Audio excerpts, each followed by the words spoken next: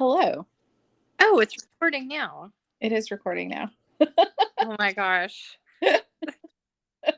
Elder millennials for the win. Technology is terrible. Technology's hard. It's so hard. This is not what we got PhDs in. Did you ever see the Barbie doll that was like, they took it off the shelf because she was like college Barbie, and you pulled the string or something and she would say, math is hard. I remember that, yes. And they were like, no. They're like, maybe not. Maybe don't make it seem like girls can't do math. And then we start with this. When we start immediately being unable to do technology. So, hi guys. Hi, everybody. Yes, hi. So this is our new podcast because no one else is doing it, Kristy. No. This is a completely original idea that we had. We like to be innovators, mm-hmm. and we like to be early on the trend thing and not incredibly late. I think we're influencers. Is that what that is? Absolutely.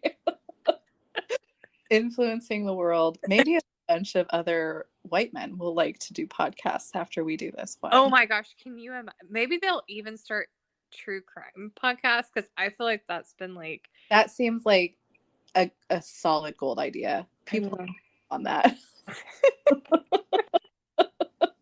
You know what else I had an idea about? Okay, this is legit.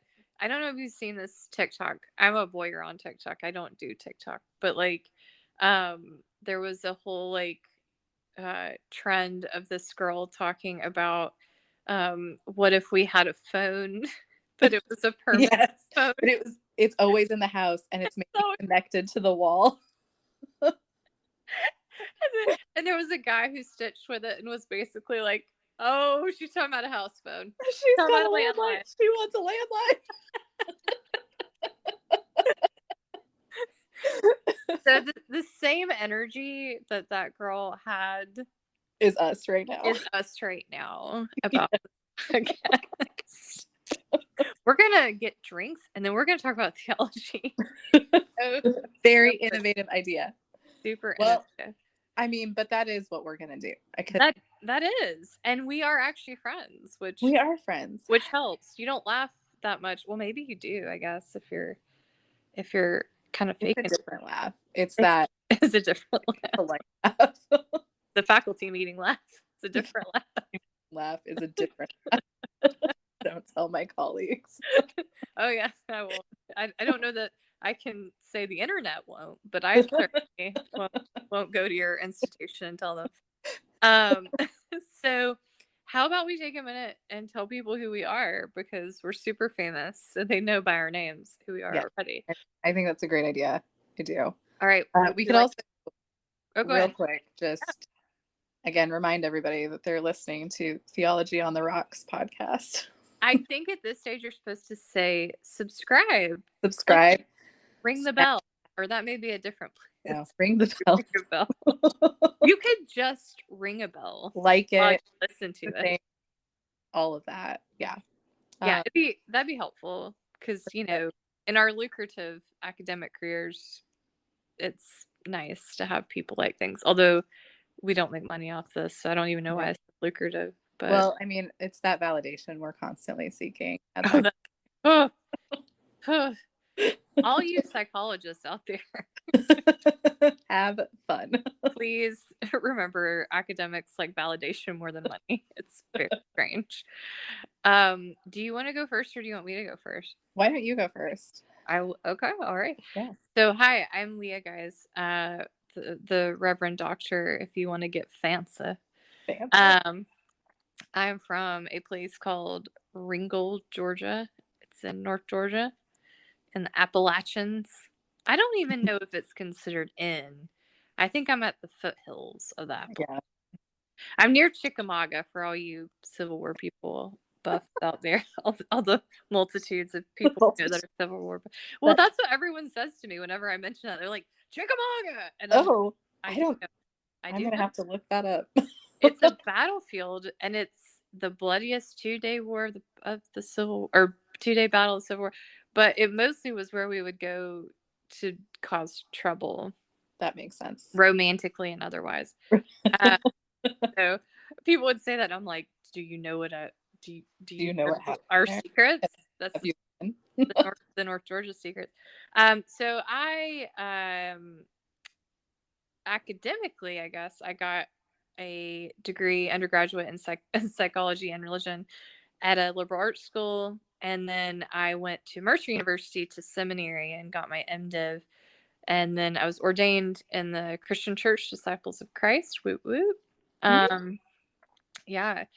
And then went to get my PhD in Edinburgh. So Kristy and I actually are technically rivals, and we have a lot of deep-seated hatred. we have a lot of that. I think that it's much like Canada and the US, I think, and you can tell me more, guys, if you're from Canada. But it feels like they hate us more than we hate them. But that could be just rude. that could be perceived. You should at least pretend to hate us. Sorry. We think about you often. We're mad about it. Thank you. Was that convincing? Yes.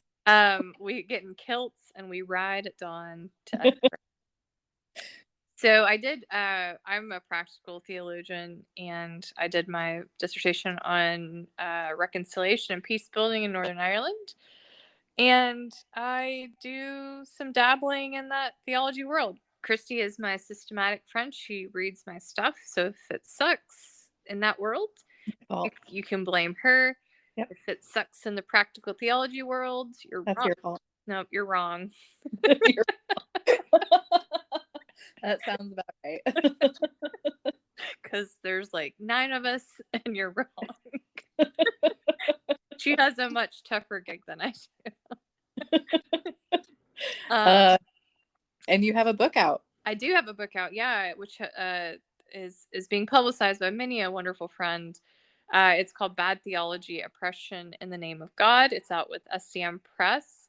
Special shout out to those folks. And it's out now. It's out. It's in the world. It's in the world, which I have to say, it's my first book after my dissertation.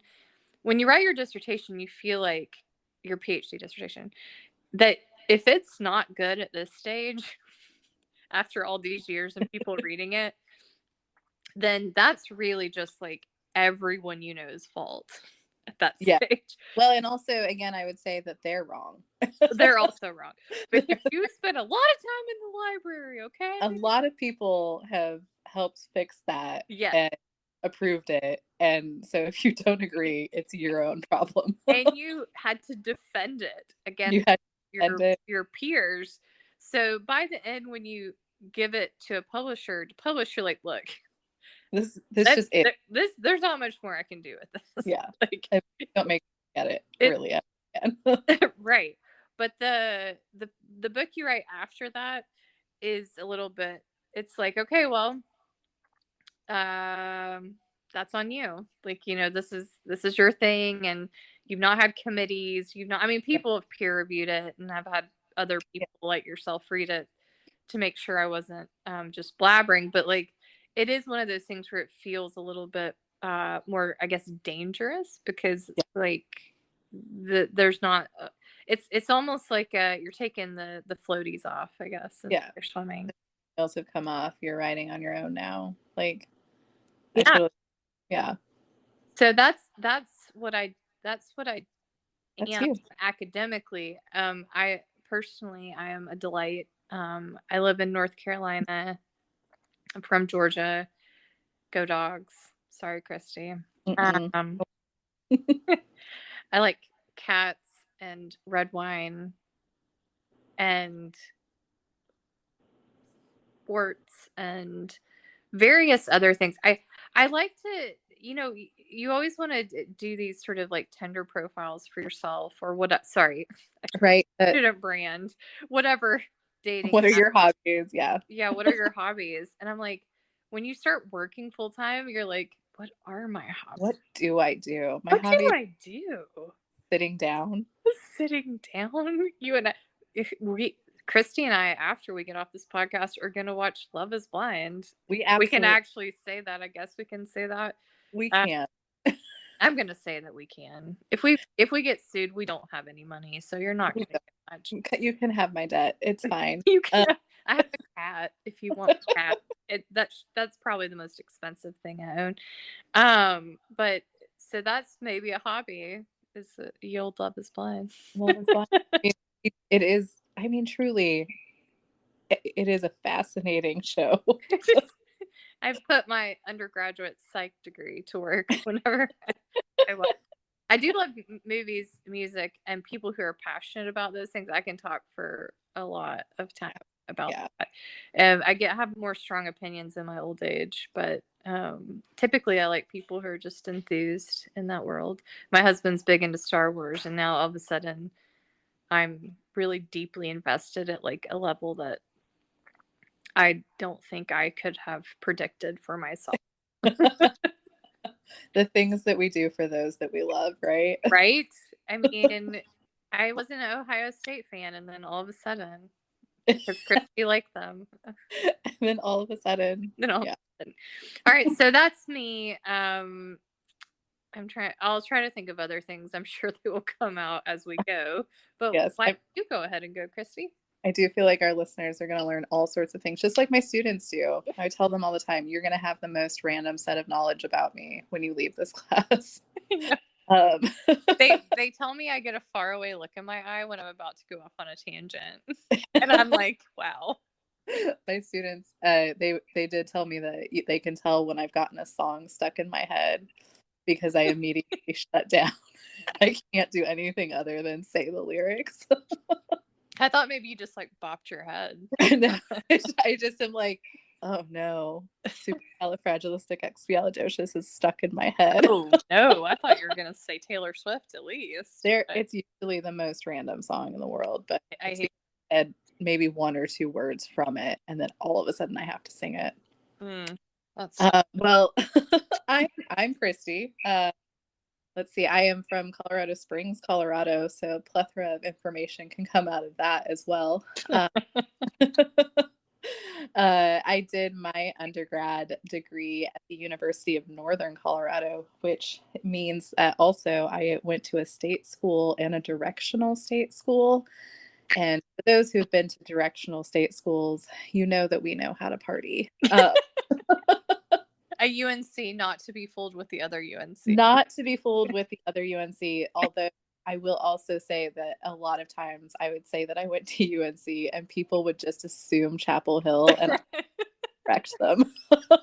You said it to someone one time, and even though I knew I was just like, watch me let them believe. I was like, what? Nope. Northern Colorado, go Bears, which you have to say with no enthusiasm. Go Bears.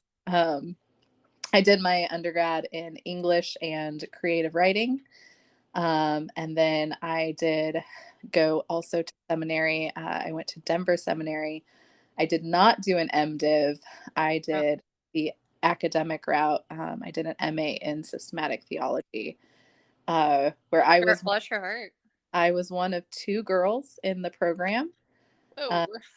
It gave me a thick skin. I have nothing but love for my faculty, but it was certainly experience at learning how to defend myself and my interests.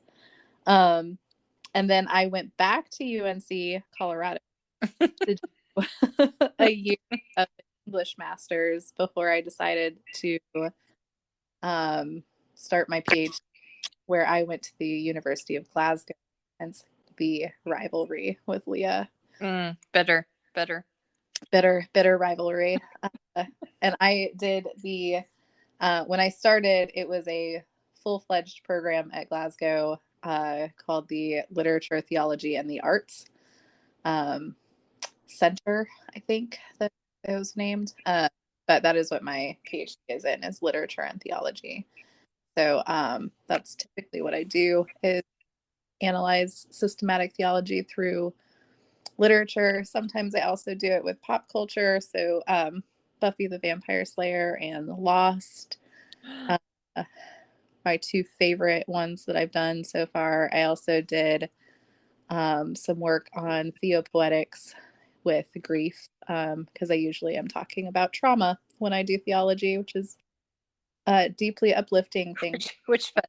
That fits. Trauma and sex workers. And it's okay. Mine's violence, so that's yeah. I took a lot of breaks while writing my PhD to just read fun things and watch happy things and eat chocolate because it was so depressing. I got a job at an Irish bar, so it's okay. we all have our burdens to bear. We have our burdens. My supervisor would tell me sometimes, I think that you probably need to go spend some time like just watching something funny. Have some chocolate. I'd be like, okay. That's fair. That's fair. Yeah. I graduated a year and a half ago. And then I moved to St. Petersburg, Florida, where I now teach. And I teach both humanities and religion. So it's a good intersection of my interests. I didn't say, yeah. That's been, she's got one of those holy grail jobs. Yeah, it's I'm incredibly grateful for it, and my colleagues are lovely. It's really interesting because I'm primarily interact with my music colleagues, and as much as I love listening to music, I have absolutely no musical skills whatsoever. So it's been interesting to be able to like listen to them and interact with them. She is going to take hand drumming, though. I'm Guys. hand drumming this summer just for fun. It's going to be so weird. to which I responded, what drumming is not with your hands? Which should give you an insight into my musical prowess. Like Leah, I also like red wine and Love is Blind, and we should probably get ourselves some of those gold goblets to drink from. Epic choice. Love that. Love that journey for us. Love that journey for us. I'm gonna see how many copyrights I can break in the first 17 minutes. We just get sued by everyone immediately upon this. I swear, if what is it, Levy? If Dan Levy, says he's suing me, I would be honored. Oh my God, it would be the best day of my life. And then he would be like, no, for real. And this is his lawyer, because he's clearly not going to call you up and tell you. And I would be like, I don't have any money, but I do now have this story, and that is everything to me. But once again, let me tell you about my cat. I do have to interject with this story, though, because I, as a Coloradan, I obviously am a very hardcore Denver Broncos fan. And when I was young, like baby, I don't actually remember him as a player, but there was this player for the Denver Broncos called Randy Gradishar, and my brother had his jersey, but it was like a child-sized jersey, so he gave it to me. And then when I was in my 20s, Randy Gradishar was signing autographs at a car dealership, so I went and got his jersey autographed. And I like walk in and I hand it to him, and he's like, oh my God, where did you get this? And I told him, and he goes, can I buy it from you? I've been trying to find one for my grandkid. And I said, no. I go, your grandson has you. I have a jersey. I was going to say, surely you can request this thing. I know, right? Why can't you surely can get this yourself, sir. But can you sign my jersey? Hanging up in the house now. But did he sign it after you told him? He did. He signed it, and he signed a picture. And he goes to sign the picture, and he was like, do you want me to put your name on it? Because if I put your name on it, it won't, like, you won't be able to sell it. And then he immediately, actually, I don't think you're going to sell this. I said, no, you can put my name on it. That's awesome. That being said, I've had people show me pictures of my book, and I have yet to hold it. So maybe he really couldn't get a hold of Maybe he really is struggling to find his grandkids jersey. Like, I have people in the UK, they're like, look at the back of your book. And I'm like, oh, that must be nice. I wrote that. I can't believe you don't have a copy yet. I don't have a copy yet. But people keep showing me sections, and I'm like, oh, I remember it fondly. I remember that section. But that's amazing. I'm glad you stuck to your guns. I did. And like I said, it's hanging up in my house now. So I know, I've seen it. When she says she's a Denver Bronco, like in Georgia, and some Atlanta fans will severely disagree with this, but I didn't grow up in Atlanta, so there's that. But we're Falcons fans, some of us at least, kind of, because it's Georgia. Yeah. UGA fans for me in my household anyway is number one. But Kristy is like a hardcore Denver Broncos fan. It's real. It's real. It's deep. It's a true love. My very first Broncos game, I was 3 months old. Yeah. My parents had season tickets. Took me to every single home game until I was 10. Whoa.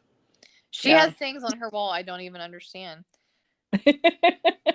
I stayed in her spare bedroom, and this is where her I don't want to call it a shrine. It's a shrine. It's a shrine. The only thing I know is Peyton Manning played for them, and so I forever will have hard feelings about that. But sorry, Peyton Manning. Maybe I copyrighted that as well.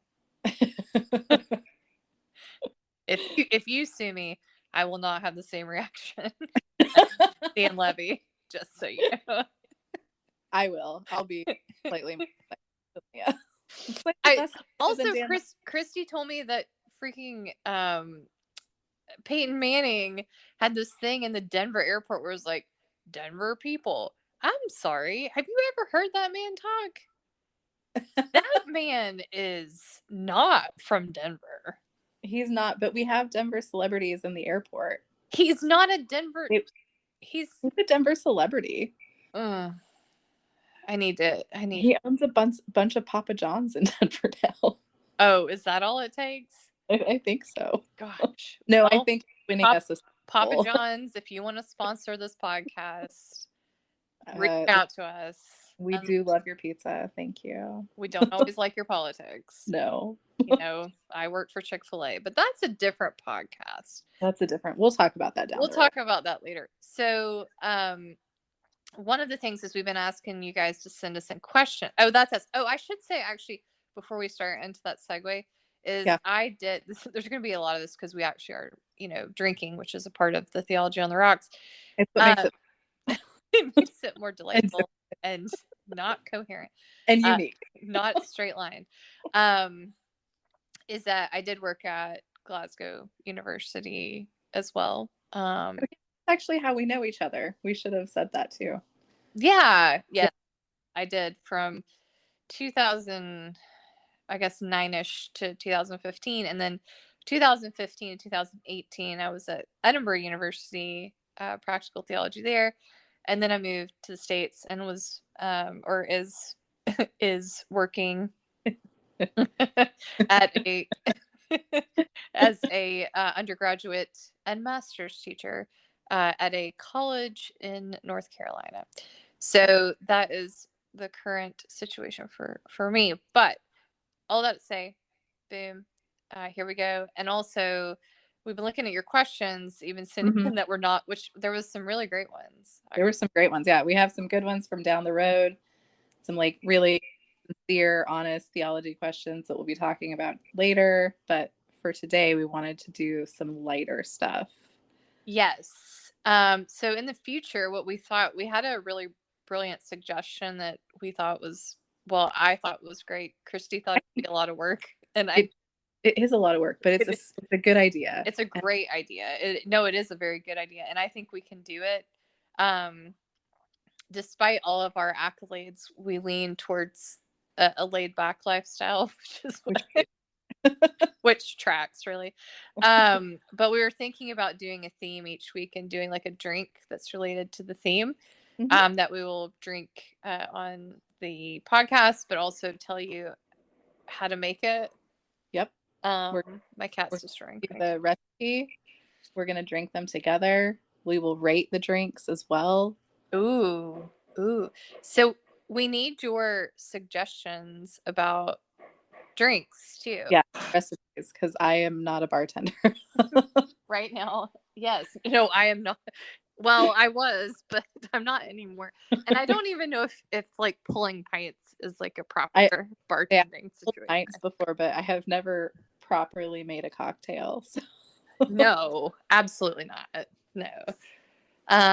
So we're going to be taking themes and suggestions for drinks, and we'll do that each week. However, we did want to, I think we had one suggestion from Twitter. Was that the taco suggestion? Taco suggestion. Can I minimize this and see who actually said it? Or will it stop it? Here, I can pull it up on my... Because I want to give a shout out. Someone asked on Twitter. I got it. Hold on. Okay.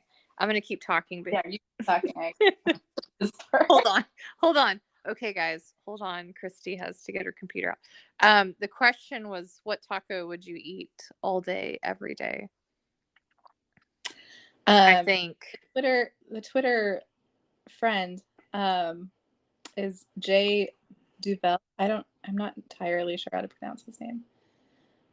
It's DEWVEALL. So shout out, yay! Him. He does practical theology as well, and I saw his post about tacos and the excitement of tacos. So, see, I don't come from. I feel like out west is more the taco land. Yeah, taco land. I thought long and hard about this, and all day, every day, Kristy. It's a lot. It's a lot, and to the great dismay of taco lovers everywhere, including my niece, I'm not a huge taco lover, but oh no, there is. And the end. That's the end of the podcast. There's a Mexican joint in Denver called Machete, and they have a taco. It's a hibiscus tortilla, and it has like cotija cheese and avocado and baked and black beans, and there's something else in it. I can't even remember, but it is heavenly. And so it's a real hipster kind of taco. Yeah, I mean, yes. But it was so delightful, and I think about it frequently. You're also going to see that Kristy and I grew up on very different sides of this United States based on our responses to things. You'll get the flavors. I just want a big old cheese dip taco, please.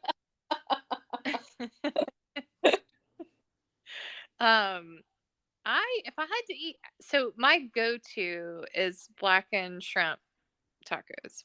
Okay. But every day, I know. I just don't know if I could do any taco every day. That's so much taco. Well, but that's the syllabus. We have to follow it. So our assignment is clear.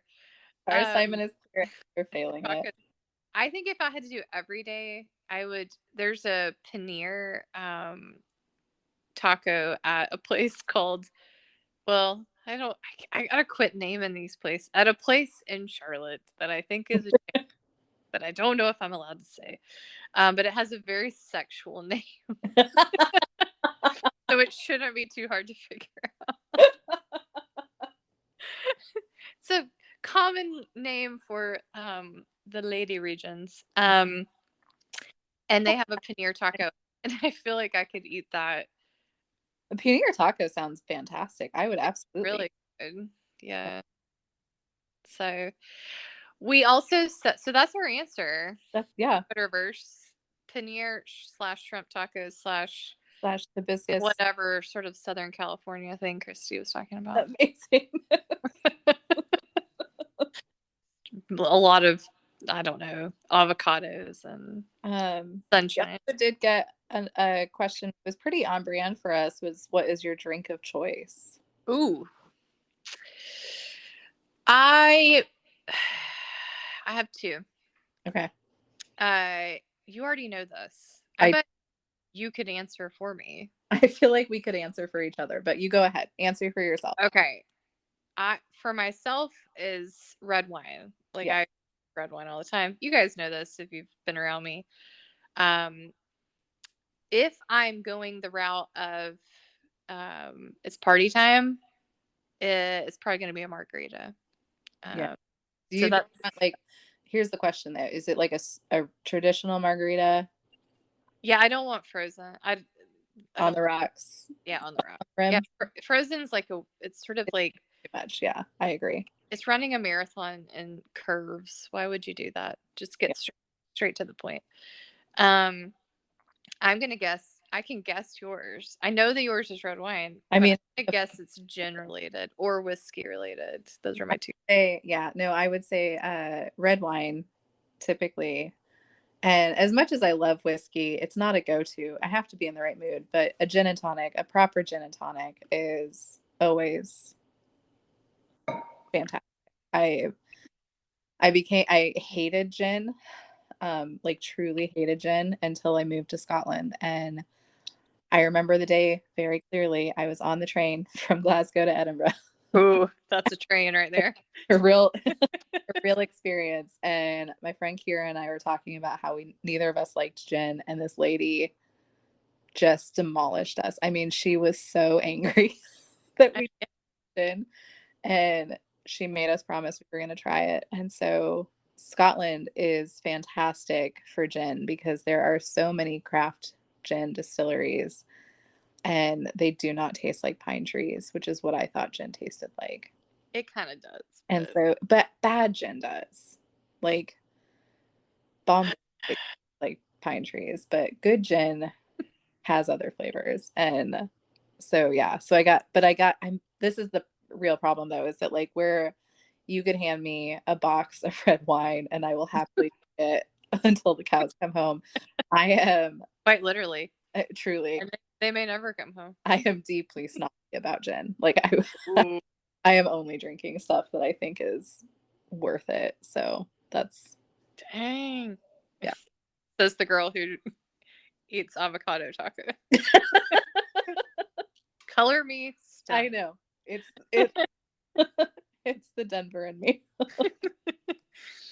I am snobby about whiskey, actually, like Scotch whiskey. You are. I am too, but you are snobbier than I am. I am, and that's my husband's fault. My husband is from Aberdeenshire, so he got me into only liking, which is a very expensive habit. It is. Like wine, you can kind of get away with if you do it right. I.e., the boxes that Kristy was talking about. The box that's ever present in our house. They don't have like Talisker in a box. Have a box of Talisker, no. Unfortunately, God, that'd be. Although, wait. My proudest moment. One of my proudest moments was that you and your husband both approved of my Scotch collection. She's got a great Scotch collection. So, we have some. Our really good ones are ones that we're not allowed to drink until Stuart retires. So and every time we have people over, I get really nervous. Yeah. About it, because I'm like, usually I don't. You know this. If you come to my house, you can have whatever. It's the Southern in me. I don't care. Same. But Stuart, I get really nervous about that. Like one bottle of whiskey, because I could just see. Yeah. I see a vision of it. I mean, getting cracked, and it can be so expensive. Yeah. Yeah.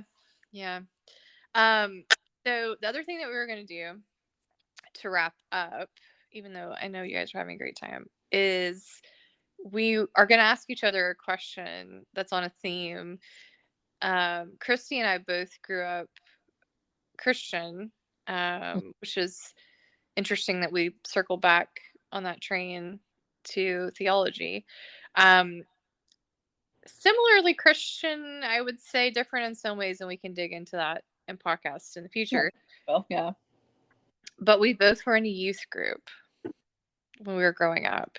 Those of you who maybe didn't grow up in these traditions, a youth group is basically where they stick kids over the age of like 13 or 12 to educate them in a variety of ways. And yeah, and just like separate them from the adults. Yes, correct. And when I say a variety of ways, I mean that very loosely, depending on which denomination you grew up in. So, we each were going to come up with a question about this particular topic since we both grew up in it. We don't know what the other one is going to ask. Yep. So, do you want to go first? No, I think this was your pick, so I think it was. I picked the theme, so I'll let you pick next week. Just a random theme that we both kind of have experience in. So, one of the things that youth groups love to do is to do plays. It's a pretty constant thing. Yes. I've been a sheep. I've been a heroin addict. It really, it's the span.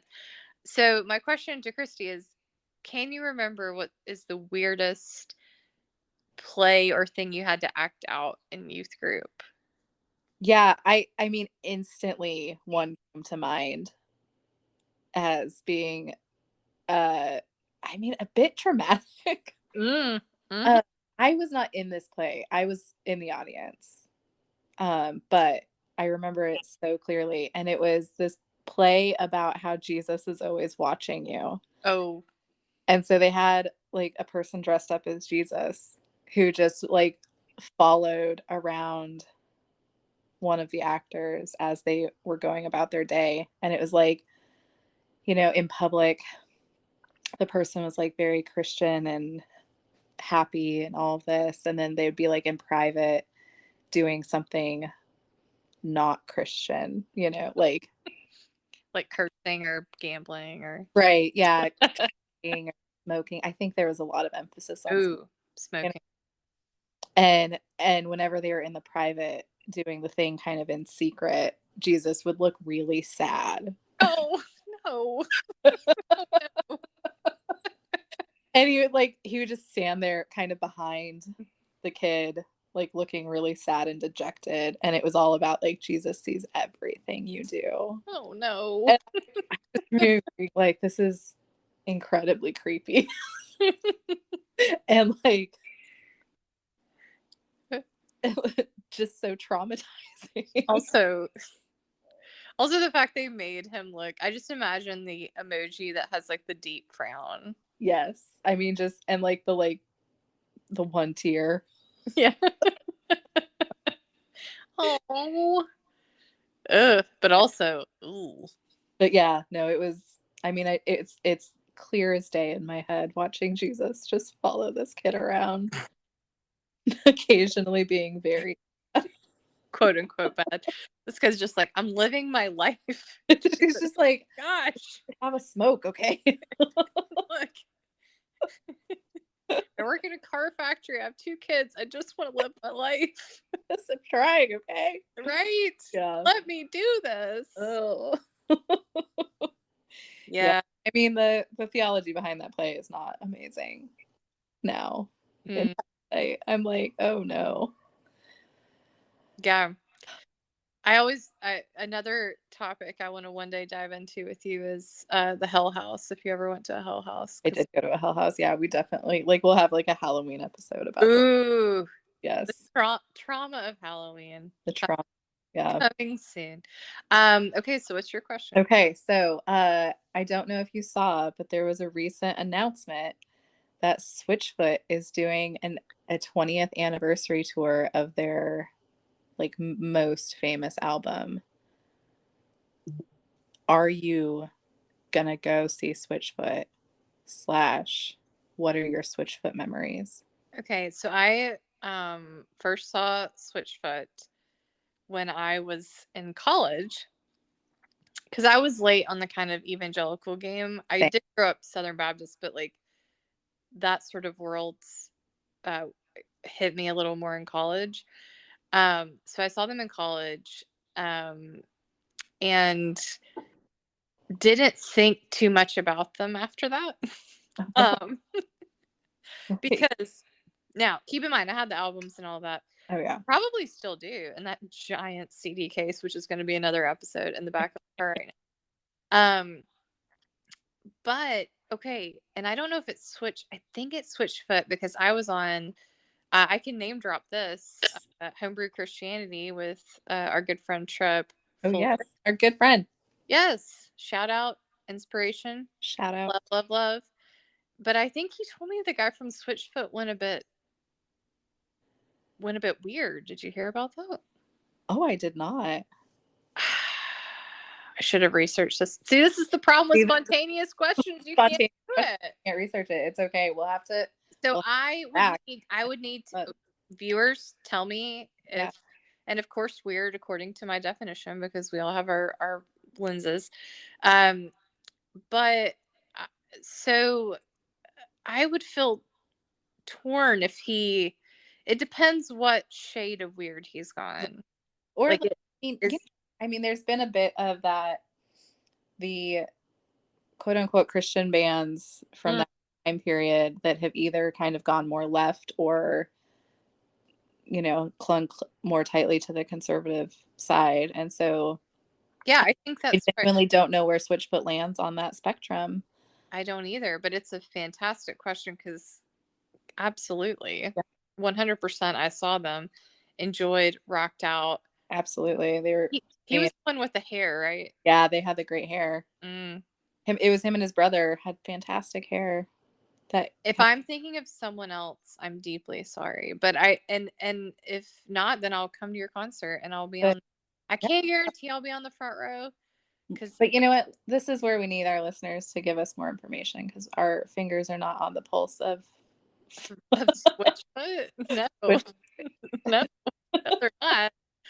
I actually, part of the reason I don't know too much currently, or well, even after sort of first, second year college, I started listening to a lot of Trip and I did talk about this on the podcast, like pretty intense hardcore bands, like which is not outside the realm. I went a bit Daria, for reference, and so I was like, oh, those bands are so poppy, and now I'm gonna listen to someone scream about loving Jesus for a while. So,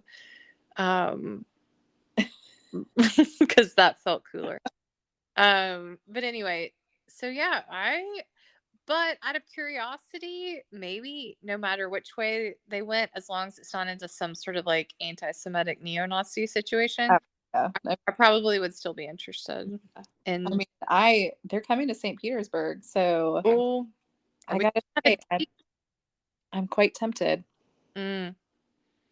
What was their big song?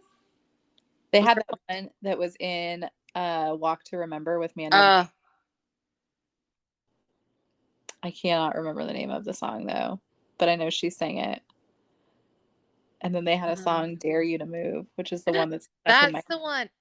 Yeah, okay, I'm not going to sing it because that will be copyright. But yes, I do know that one. Oh, dang. Okay, well, hopefully I'm completely wrong about this. I mean, yeah, no, we'll have to find out and circle back next week. Yeah. All right, well, we're at 43, which feels like a good time to stop. It does. Thanks for joining, guys. Thanks. Help us fill in the wine gaps in any way you see fit. Yeah, and we look forward to continuing on with more serious topics next week. All right. Bye, y'all. Bye.